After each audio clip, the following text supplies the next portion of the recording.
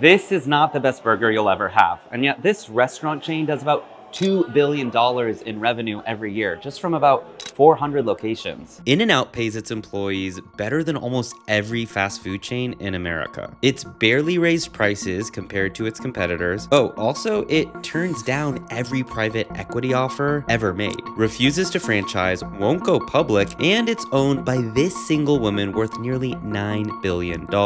And they do it just by selling burgers for $4.40. If that doesn't break your brain a little, stick with me, because the business model behind In-N-Out is one of the most quietly radical things happening in American capitalism right now. And in late 2025, they actually finally did something they swore they would never do. My name is Uptin, and let's go up in your business, In-N-Out. SoCal's fast food obsession. Add some of that secret sauce. Can I get the double cheeseburger, please? Look how juicy that looks. So in December 2025, In-N-Out opens its first location in Tennessee. The internet kind of loses its mind because people are camping out, lines are wrapping around buildings. I mean, the local news covered it like it was like a natural disaster. Well, it's a day many Tennesseans have waited for. In-N-Out Burger is officially open. But here's what made this genuinely shocking if you know the brand. In-N-Out has always been restricted to geography on purpose. So their rule is that no restaurant can be more than a day's drive from one of their beef production facilities. That's usually around 300 or 400 miles. The idea behind that is that they never want to have to freeze any of their beef or potatoes. So the food is always fresh and pretty much delivered daily, which is why, well, your burger from In-N-Out just tastes better than McDonald's. So for many decades, In-N-Out stays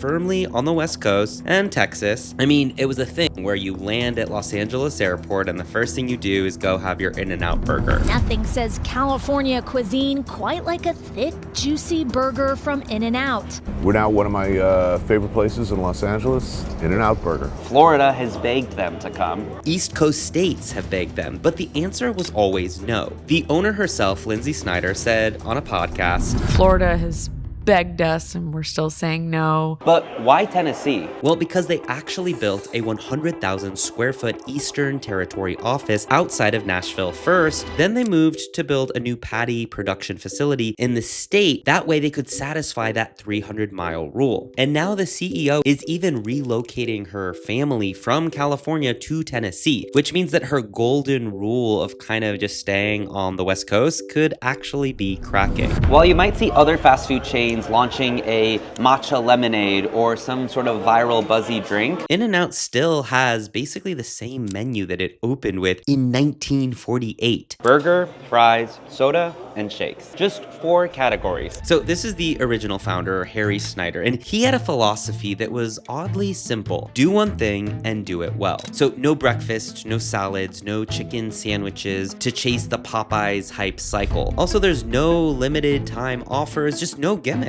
Now, from an operations standpoint, this is like pure genius. Because think about it, fewer menu items ultimately means faster training, less waste, tighter quality control, and a kitchen that is smooth. So every single person working that line knows exactly what they're making, and they've probably made that same thing like 1,000 times, 10,000 times. However, when McDonald's is managing a menu with dozens of menu items, each one requiring different ingredients, different prep, different equipments, In-N-Out is running a focused, lean, near perfect system. And the food, let's be honest, is always fresh. This is the best In-N-Out order you can possibly get. In-N-Out, baby. I mean, no microwaves or heat lamps or even freezers. You can literally watch employees feed entire potatoes into a hand cutter to make your fries. The beef arrives never frozen, made at In-N-Out's own patty facilities. And remember, they control the supply chain end to end, which is a huge part of why they can actually charge less than competitors while also paying people more, because they're not paying a third party to buy the beef from them. Let's talk about money, because this is where it gets really interesting. After the pandemic, inflation crushed household budgets. McDonald's raised prices so aggressively that it became a national news story. Their customers noticed and sales dipped. Politicians talked about it to the point where McDonald's had to publicly backtrack. The prices at In-N-Out barely moved. I mean, the double-double stayed shockingly cheap while the industry around it kept getting more expensive. But how is that possible? Well, because of everything we just went over. I mean, the limited menu, the owned production facilities. Also, In-N-Out doesn't even have a franchise model. Every location is owned and operated by the headquarters. Compare that to McDonald's, which lets me and you apply to buy one and operate one. Okay, you've probably heard of looksmaxxing. It's the internet trend of doing everything possible to improve how you look. Well, there's a version of this happening with AI right now, and it's called Tokenmaxxing. It's when teams throw the biggest, most powerful model at every single task, whether it needs one or not. And just like looksmaxxing, it comes at a cost. Except instead of too much money on skincare, it's too much money on your AI bill. Here's the thing, most AI workflows don't actually need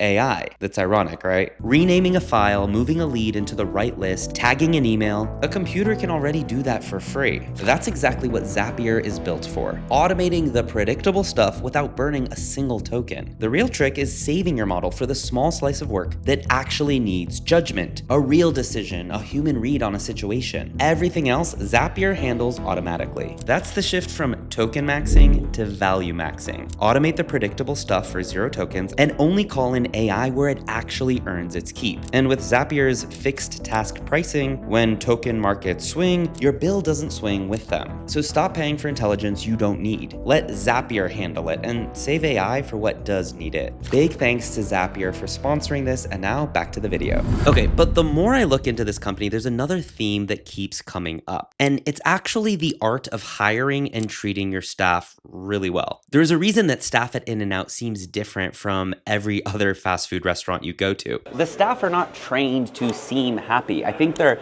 actually treated really well, and it shows. In an industry known for grinding people down at minimum wage, In-N-Out starts entry-level associates from $17.50 to $22 per hour, and that's well above what most competitors pay. And actually, I realize it goes even further than just the hourly rate, because full and part-time workers get medical, dental, and vision benefits. Managers can earn over $100,000 a year. Glassdoor.com rates In-N-Out employees' satisfaction with compensation and benefits at 4.5 out of 5. And that's not just among like other fast food chains, that's among all companies. The customer feels it every time. Like, you're not greeted by someone who just started last Tuesday. You're being served by someone who has been there for years and knows exactly what they're doing. So that friendliness, while it is a business strategy, it ultimately pays off in customer loyalty. Okay, this is where the story gets a little heavy, but it's important because you can't understand why the company is the way it is without understanding what the family went through to get here. Harry and Esther Snyder started In-N-Out in 1948 in Baldwin Park, California. It was a tiny stand, almost no money, a novel idea about letting customers order through a two-way speaker instead of waiting for a car hop. Harry died in 1976. His sons, Rich and Guy, took over. But then Rich died in a plane crash in 1993. Then Guy, who was Lindsay's father, died in 1999 of an accidental drug overdose. Lindsay was just 17 years old. She was now the last surviving blood relative of the entire dynasty, a teenager grieving and heir to what was becoming a multi-billion-dollar fast food empire, and she was not obviously ready to run this. Her grandmother Esther stepped back in and held things together until she passed in 2006. Lindsay, just 24, wasn't ready to lead yet, and she knew it, so she said so. So a brother-in-law ran day-to-day operations while she worked her way up from the inside. She stood in line for 2 hours to get a job at her own store as a teenager. Then she became president at 27. She gained full ownership in 2017 at age 35 when the final portion of her inheritance transferred over. At that moment, she became one of the youngest billionaires on the planet. Today, her net worth sits at roughly $9 billion. Okay, this is the part that finance people especially genuinely cannot understand because it is kind of crazy. Because In-N-Out has repeatedly, explicitly, permanently turned down Wall Street, like no IPO. You can buy McDonald's stock or Taco Bell stock, but not In-N-Out. Also, she said no to private equity. She explained the philosophy directly, that going public would introduce a fatal conflict of interest, because the moment you have shareholders, you have people who are legally entitled to demand that you maximize their returns. A board of directors can look at In-N-Out's hand-cut fries, fresh, never frozen beef, or above market wages, or even the company-owned real estate, and they could say, hey, this is inefficient. We want automation. We want cheaper ingredients. We want frozen supply chains, franchise deals. Let's just grow at any cost. But then In-N-Out would become income just like every other fast food chain. Private ownership is the entire reason the menu has not changed since 1948. It's why they can say no to Florida. It's why they can pay employees $100,000 to manage a restaurant. It's why they can keep prices low even when the rest of the industry raises them. And this kind of makes sense when you bring it all together. I mean, there are no earnings calls, or no one needs to answer to activist investors who are buying up shares and demanding efficiency. Just a family doing one thing well for 75 years.